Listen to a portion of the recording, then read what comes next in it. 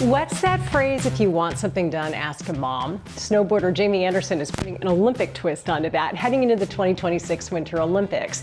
She made the decision to stage an Olympic comeback after the birth of her first child while she was enjoying the 2024 Summer Olympics. And when I got back from that Olympics, I was pregnant, and I was like, okay, I guess God has other plans. So I'm gonna have my second baby, and we'll just see how it goes. And then, you know, it's kind of a time crunch, but I figure, why not? At 35, it's been more than 2 decades since the South Lake Tahoe snowboarder made her X Games debut at 13. They can turn that music down. One of 8 kids, family is everything to Jamie. Look how many of them showed up to cheer her on at the 2018 Winter Olympics in South Korea. She's a 3-time Olympian with 2 gold and a silver. She's had the most X Games hardware of any woman in history and the second most winter medals of any athlete. And she's a 5-time ESPY Female Action Sports Award winner. Jamie is a legend in her sport and became the national big air champ just 5 months after having her second daughter. Even this picture with her family is breaking ground in her sport. On this Dying to Ask, the road to Milan Cortina, how Jamie is blazing new trails as a working mom. How easy, she says, it used to be for her to win. The biggest change she's seen in more than 20 years of competing in how snowboarders are getting ready for the Olympics.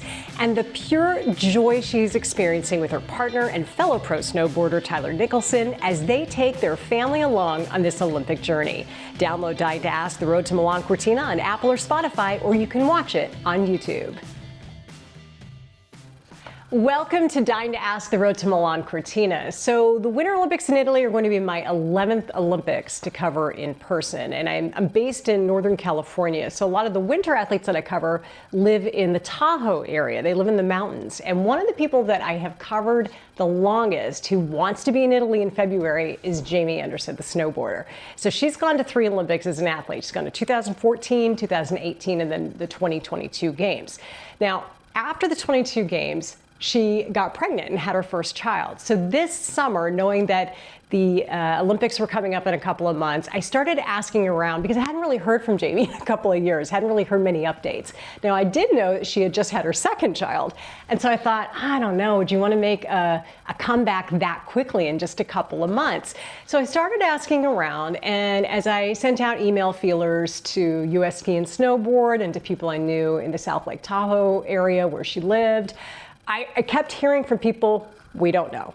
We really don't know if she's going to be trying to do a comeback. So like she really was enjoying her maternity leave and she wasn't really being very public about what her plans were, which, you know, I remember having my children. You're not thinking about anything but babies during that time.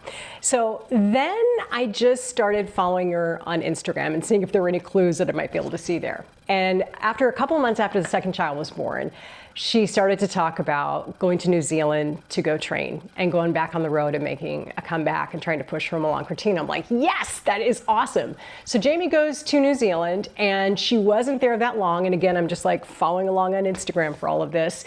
And she gets an injury. She hurts her hand. And I thought, okay, well, that's not great because now you got 2 little kids, including an infant, a hurt hand, and you're trying to make a push to go to the Olympics in just a couple of months. And I remember her saying on Instagram that she couldn't even do a lot of the childcare, that her partner Tyler, her fiance, was having to do, like really pull up the bulk of the load and taking care of the kids. And, you know, she's trying to rehab the injury and all of that. So I thought, okay, I don't know if that's going to happen or not. But then again, she's Jamie Anderson. She doesn't do things that are normal to the rest of us. So in the back of my head, I'm thinking, if anybody can actually pull this off, it's probably Jamie Anderson. So sure enough, the injury heals, she starts competing, and within 5 months of the birth of that second child, she's the big air national champion. Because again, she's Jamie Anderson and we are not. So today's interview was actually recorded the end of October, and this was done at the Olympic Media Summit, which is something that Team USA puts on a couple of months ahead of the Olympics. And what they do is they bring in about 100 of the people they predict will be big names at the Olympics and the Paralympics so that media can go and do interviews. I wasn't actually there, but one of my Hearst Olympic teammates was, Jason Newton. And so this interview that you're going to be watching clips of today is actually the interview that Jason did with Jamie. So let's start off with Jamie talking about why Italy has such a special place in her heart as a competitor and why she's looking forward to having a chance to show one more time why she's one of the greatest of all time. So some reflections on more than 20 years in professional snowboarding. Italy kind of has a special place in my heart because it was the very first international snowboard event I went to when I was 13. I went to Junior Worlds in Topolino. So it's kind of like full circle. Well, my main sponsor, Oakley, they're out of Milano, so we got like a good community there.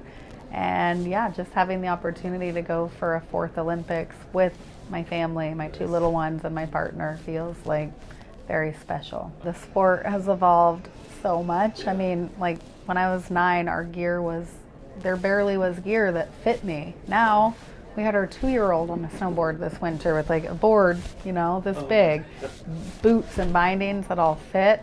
So yeah, the gear alone has like evolved a lot, and also like the way people are training. Yeah. There's so much airbags, there's trampoline, there's all kinds of crazy stuff, which is awesome to see.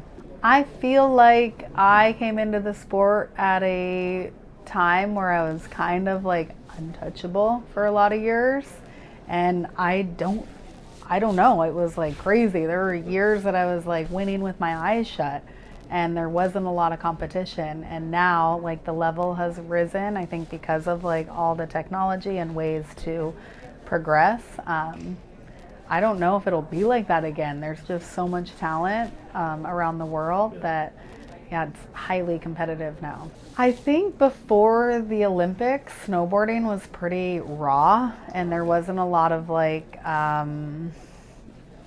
national team help and like that kind of more crazy, like diligent training. It was like, for me growing up, slopestyle was kind of like the party event. We were all chilling, no one had coaches, no one was like that serious. We're like bumping music at the top of the course, and we'd always look at the half pipe like the Olympic guys were like, oh gosh, they're kind of uptight and coaches everywhere and videos, and like the Olympics changes stuff. Like it made it super serious.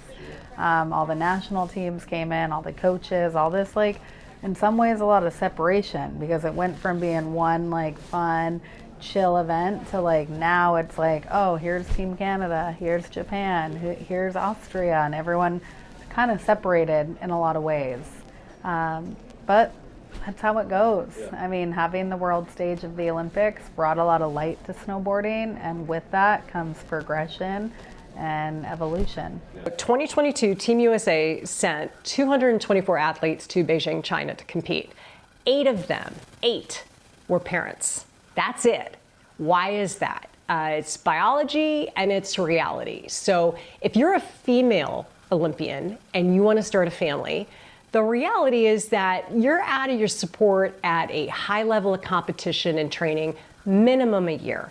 And the truth is most people can't afford to take that much time off because sponsorships depend on, for the most part, current results and being out there. Now, Jamie's a little different because Jamie's such a huge name to begin with, and she's been in the sport for more than 20 years.